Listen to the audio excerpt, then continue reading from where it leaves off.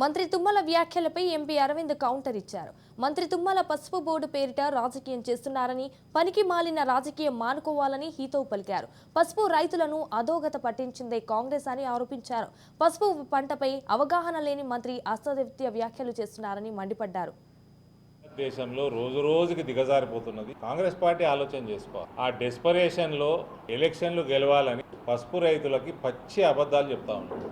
కష్టపడి ప్రపంచ అందరికంటే ఎక్కువ పాపులర్ నాయకుడు నరేంద్ర మోడీ గారు ఆధ్వర్యంలో పసుపు రైతులకి మంచి రోజులు వచ్చి భవిష్యత్తు కొంచెం ఉజ్వలంగా కనబడతా ఉంటే వీళ్ళు చాతగానోళ్ళు 60 సంవత్సరాలు పాలించి ఏమి చేయక పసుపు రైతులను నిండా ముంచింది వీళ్ళు. చెరుకు ఫ్యాక్టరీలు బంద్ చేపించింది వీళ్ళు.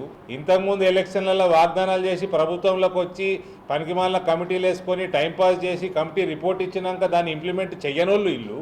రాజశేఖర రెడ్డి ముఖ్యమంత్రి ఉండగా ఇవే నాయకులతోటి కమిటీ వేసారు. కమిటీ టోటల్ గా గవర్నమెంట్ టేక్ ఓవర్ చేసుకోవాలని చెప్పింది. చెప్పినా కూడా వాళ్ళు ఆ రిపోర్ట్ తీసి బుట్టదాఖలు చేసిండ్రు. అది ఇంప్లిమెంట్ చేయలేము. ఆయన తెలుగుదేశం మంత్రి తుమ్మల నాగేశ్వరరావు రోజుకో పార్టీ మారితే మాకు కూడా గుర్తుండదు ఎవడే పార్టీలు. మోడీ గారికి లెటర్ రాసినట్ట.